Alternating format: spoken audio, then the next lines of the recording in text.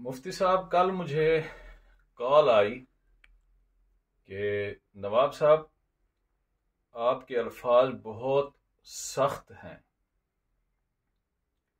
तो मैं कहना चाहता हूं कि मैं कोई मौलवी तो नहीं हूं कि मैं ममियाता फिरूंगा। मैं नाम निहाद सो कॉल्ड शुरफा में भी नहीं हूं कि जो अपनी इज्जतें झूठी बचाते रहेंगे।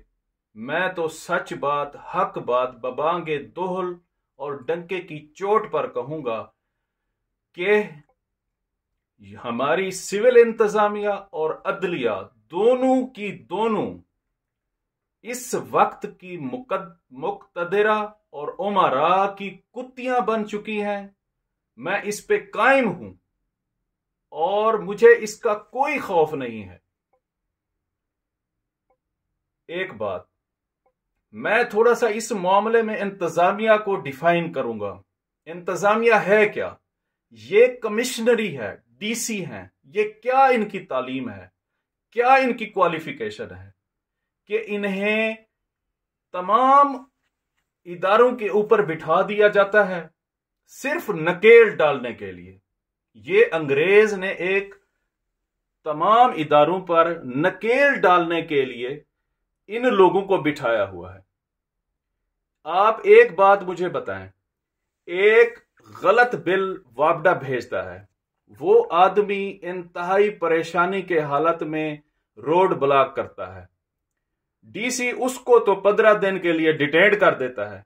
वो कभी वापडा के पास गया कि तुमने गलत बिल क्यों दिया है?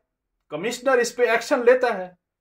जो एहतजाज हो उनको तो अंदर कर दिया जाए, उन पर तो उन्हें डिटेन कर दिया जाए, और जो लोग जो महकमे नुकसान पे नुकसान अवाम का किए जा रहे हैं, उन्हें तो इन्होंने कभी नहीं रोका या उसकी रोकथाम की।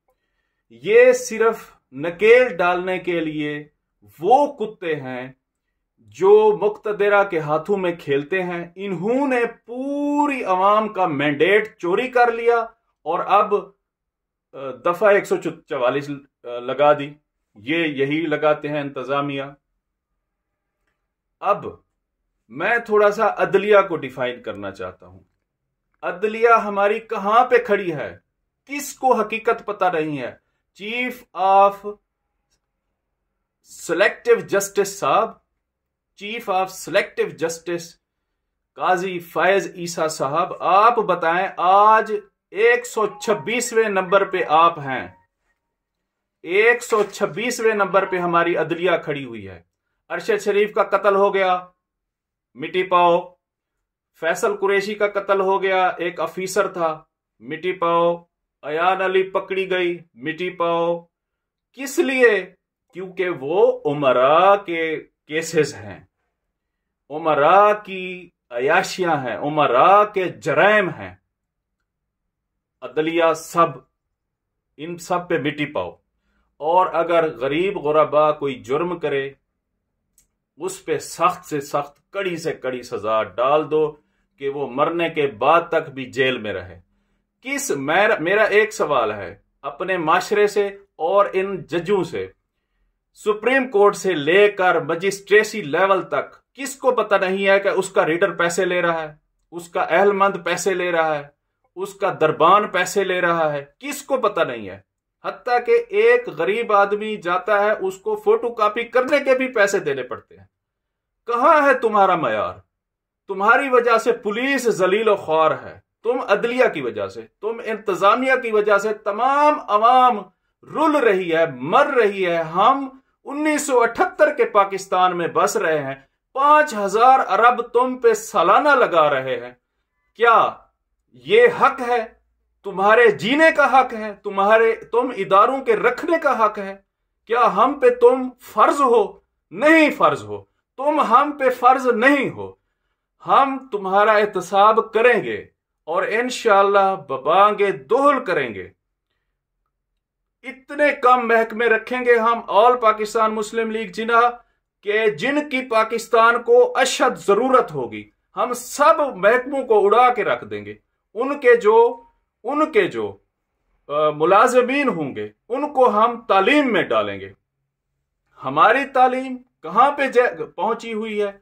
मेरे नजदीक तकरीबन हर 20 नौजवान पे, बच्चे पे एक उस्ताद मुकर्रर होना चाहिए। इतनी हमारे पास तालीमी कमी है। आज 300 बच्चों पर भी एक उस्ताद नहीं है, 1000 बच्चों पर भी एक उस्ताद नहीं है। हम तालीमी मयार में इतने लो जा रहे हैं, सेहत के मामले में हम इतने खत्म हो चुके हैं। और हम तुम्हारी बर्थियों पे बर्थियां किए जाएं, कमिश्नरी दिए जाएं, कमिश्नर बनाए जाएं, डिप्टी कमिश्नर बनाए जाएं, एसी बनाए जाएं, ताकि तुम माशरे को नकेलें डाल सको। इंशाअल्लाह जैसे ही ऑल पाकिस्तान मुस्लिम लीग जिना आएगी, तुम सबका एहतसाब होगा और हम करके दिखाएंगे और तुम सबको अपनी जगह पे रख के दिखाएंगे। वस्सलाम।